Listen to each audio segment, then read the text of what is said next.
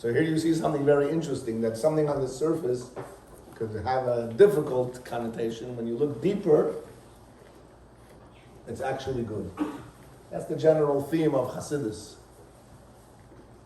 Neshama, l'chaim. On the surface, things seem to be challenging. You go a little deeper, you have sweetness and light. Chaim.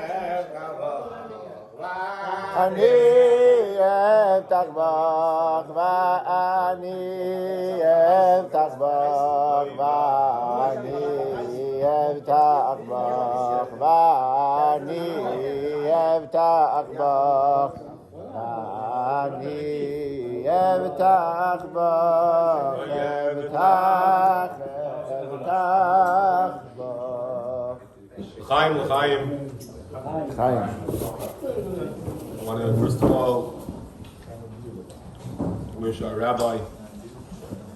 We're so lucky, fortunate. Teves sent us such a wonderful, special neshama to lead us. And today is his birthday. I want to wish him and his family and his Rebbe should be Yadif Yomim al Mamlachta. You should be a long time a rabbi. Amen. You should be, make a lot of simchas, b'tei simcha,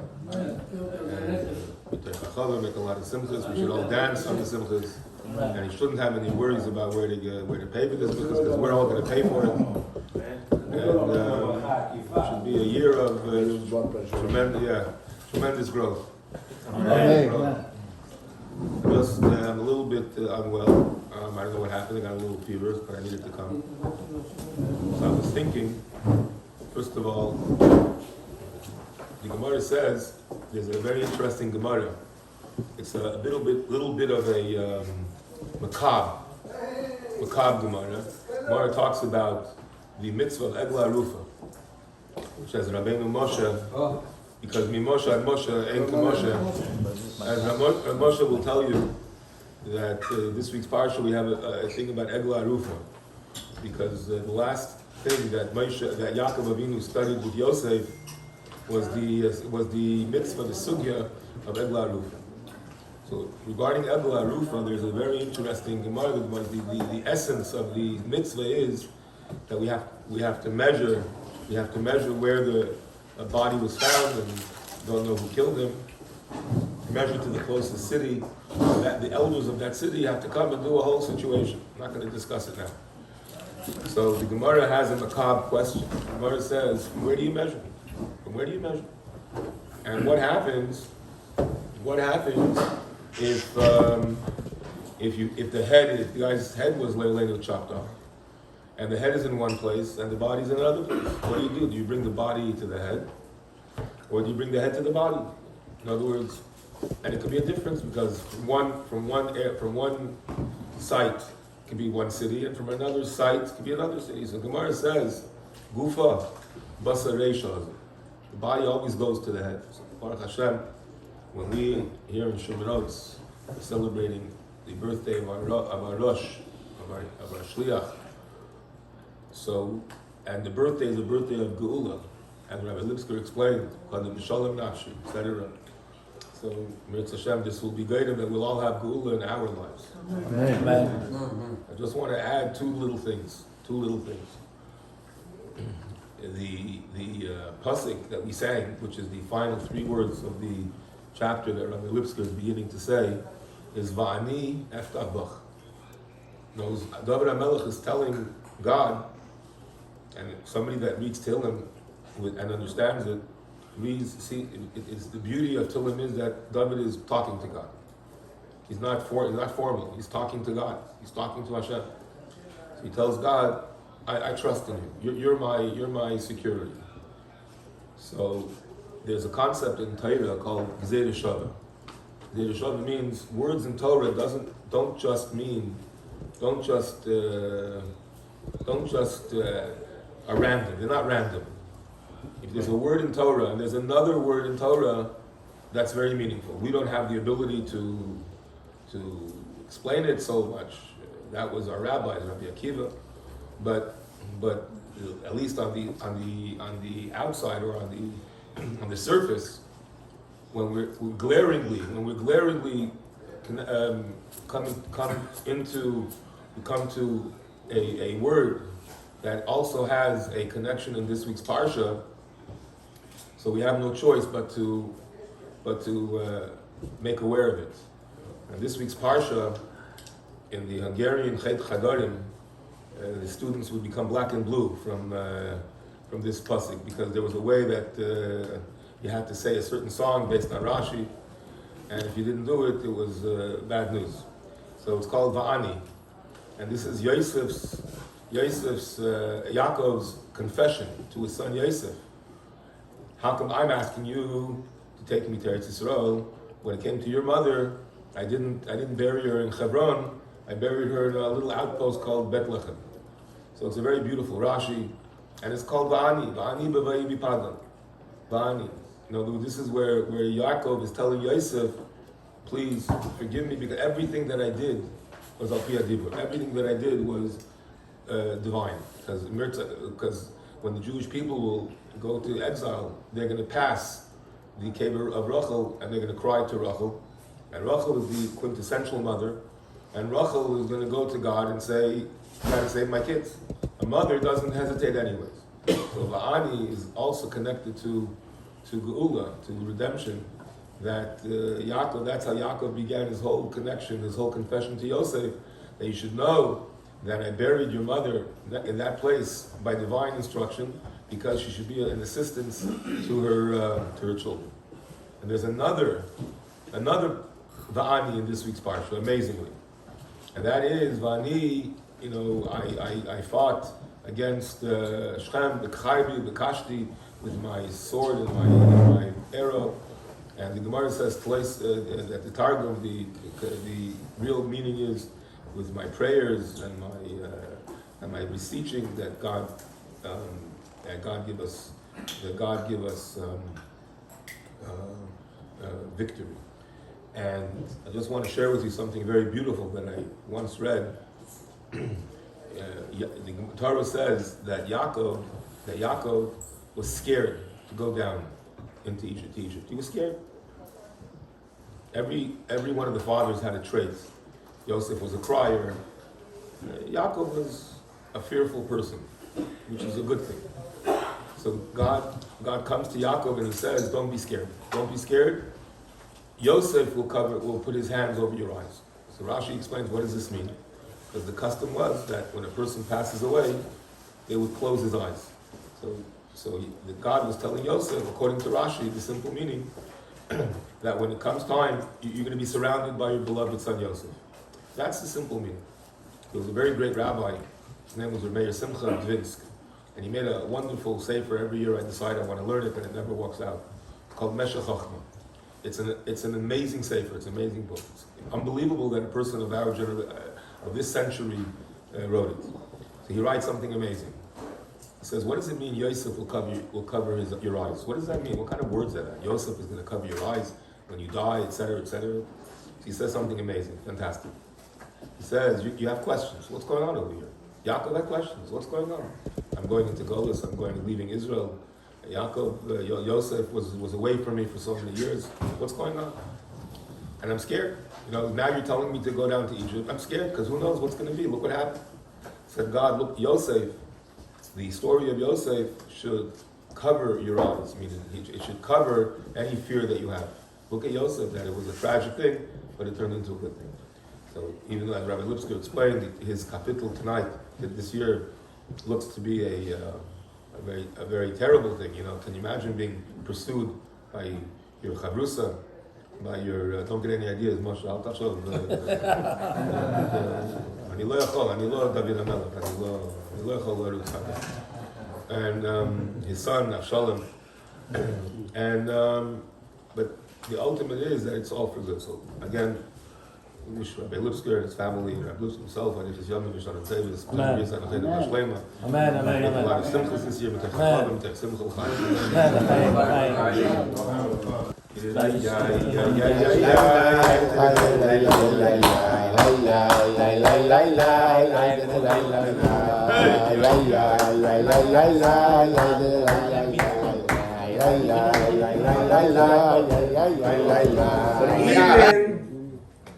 Even in the ultimate winning, especially in Hasidus, is where you conquer the enemy and you pull him in. You annex the enemy, and now it becomes part of your country. You take the land and all the people with it, and now nobody got killed. Let's say, but it wasn't a peaceful transition. There was a lot of fighting until the enemy gave up or gave in. That's a battle that's not easy. This verse says, "Pada b'shalom." King David says to Hashem, in the end, it's peaceful. So it's a different story. When it's through peace, meaning it could be many different ways through peace. In Hasidus, it talks about one way of the real war is business. The business world is a real war. But anything you do inside the house, davening, learning, eating, that's less, not milchama, that's more peaceful, engaging with the world. Some places says no, even eating is a war. It says in the Zohar that when a person eats, you have to envision eating bread like a sword is over your head. Mama, did you learn Tanya Chitas today? Your daughter sent you a kitzur. Did you read it?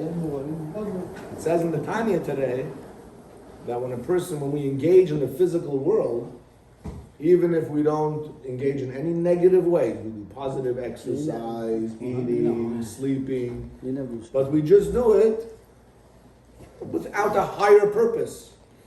We just do it not l'shem shamayim. You do it to be healthy. You do it because you want to be a nice man. You do it because you want to help people.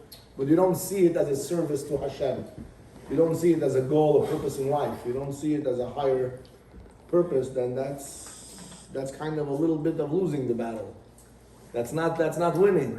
No. Winning means you have to elevate everything to holiness. So there's a peaceful way. Even learning Torah is peaceful compared to prayer, is Mulchama, Nigla, is Mulchama, Hasidut, is B'Shalom. Many different levels. But the point is that there's an enemy. The enemy is blocking on Hashem, blocking Hashem's life. Hashem made the enemy. And we have to redeem from the enemy, get rid of the enemy, and own the land again. Who was the first enemy in the history? Chet Etzadat. The sin of the fruit. The Shekhinah was here. Hashem owned the land. And then it says, Adam sinned and the Shekhinah went away.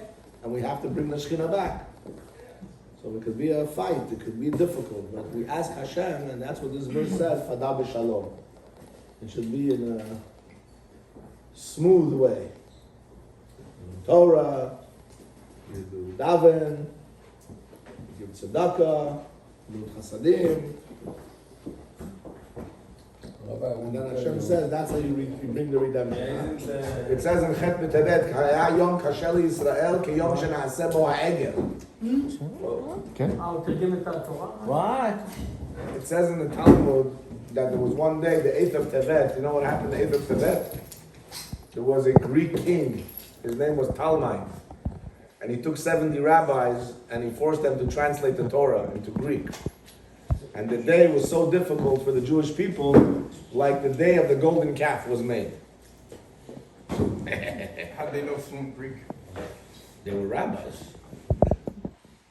So they spoke Greek, and the king wanted to see if they're going to give him some diluted version or some altered version. So he took 70 rabbis and he put them each in a different chamber. And he commanded all of them to translate the Torah into Greek. And they translated the Torah accurately, but in a few places, each one felt that they need to make changes because the Greek king is not going to like what it says. He's going to interpret it for idolatry. Like, let us make man, let me make man, that type of stuff. And a miracle happened that all 70 rabbis made all the same changes, equally. Big miracle, right? But even though that was okay, it was still as difficult as the golden calf. Why? The Rebbe explains, it doesn't say the day they worshipped the golden calf, it says the day they made the golden calf. The golden calf was made one way and they worshipped it the next day. It's 2 days apart. So the day they made the calf, nothing yet happened. The problem was the next day when... So translating the Torah in itself was not such a risk, but then later it became available to all of you Bible critics. There's a woman in our community here who decided she wants to be a chaplain. To go to a hospital, it's okay. So where do you be? How do you go to a course? There's different courses. English University. So one of the other women said, there's a nice organization here called the World Teaching Rabbis, I don't know, something in downtown, I don't remember what it's called. Go take a course. So she went, and she realized it's like all inclusive, all different types of philosophies, this and that. So she calls me one day in a panic. I need to come to a meeting with the directors over there because she's Oisman. Should I say Oisman? She's beyond herself. She's beyond herself. She's going to learn how Judaism teaches to help people. And she goes to this class, and these Jewish professors in the Jewish organization training Jewish chaplains are teaching them how the Torah maybe wasn't written by God, and who wrote the Bible, and the Bible criticism. So it's the Hebrew Union College. Yeah, the worst, and something like that, and the this and the that. So I went on a Zoom meeting with the professor and the director of the university and her, and we had a Zoom, and he's explaining to me it's pluralistic and you have to engage and papa and what Moshe said before, that I don't like to argue with people, but I kind of lost it in that moment. I didn't fight, but I said, Professor, I don't understand. It looks like you know stuff. You know Rambam. If you say one word in the Bible was not written by God, you're a apikoros. That's what you're teaching? But there's no... I said, that's not Rambam, that's the Talmud, that's the tradition. So what do you want from her? And it was back, oh my... I think they regretted that they put me on the Zoom. But in the end, I told her, I said, listen, this institution is not Chabad, it's not yeshiva, it's not the shul. You're getting a license. Get a license, and look at it as now you know what not. Yeah, now you know what other rabbis know. Other rabbis know that they garnished. So I said, look, I think you should keep shining the light, keep arguing with the professor. Professor agreed that she can keep arguing with him. And hopefully he'll, I said, the good thing will come out of it, that when you'll go in the hospital, ask the professor, what does she need to know this for? So when she goes to the hospital, oh, let's make a bracha, there's a Jew now in ICU in Sherman Hospital, I'm going to go visit soon. They texted me.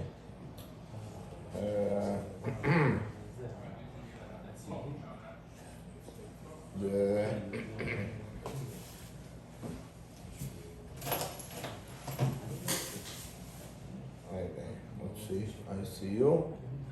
Make a bracha. There's a Jew.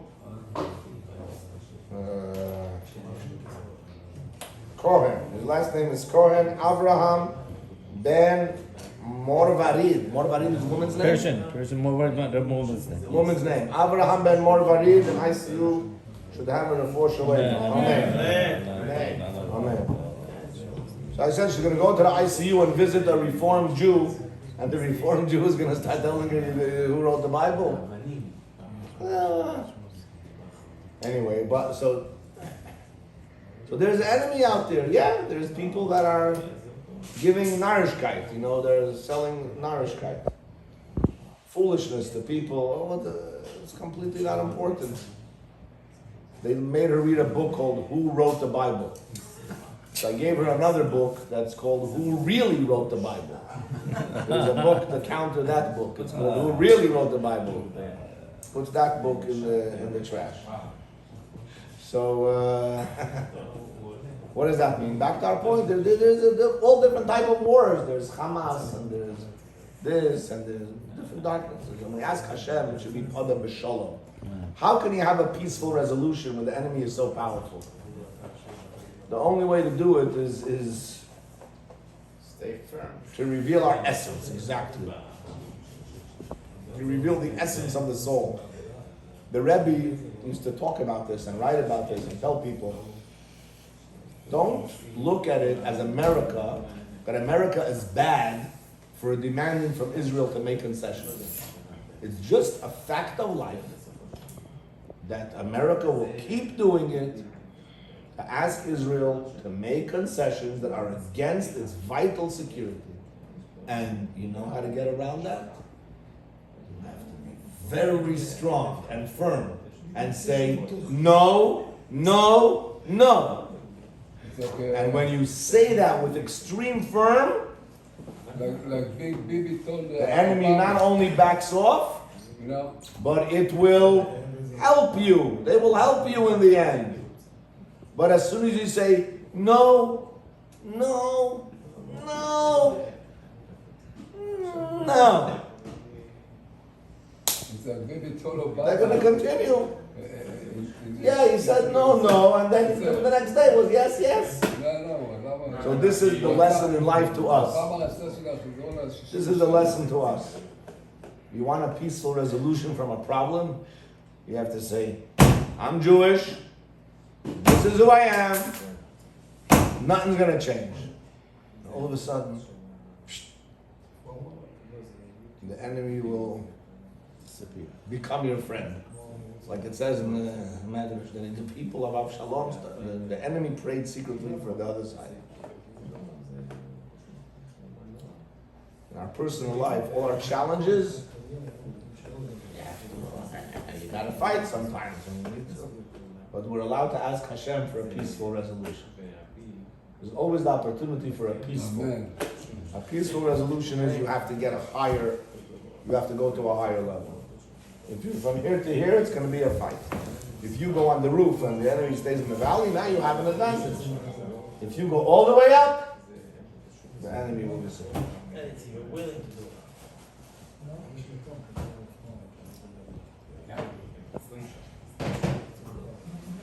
Yeah, but as I said in this chapter 55 of Tehillim, King David is pouring his heart out to God. He's in a lot of pain and he says some harsh things. I can't handle it anymore.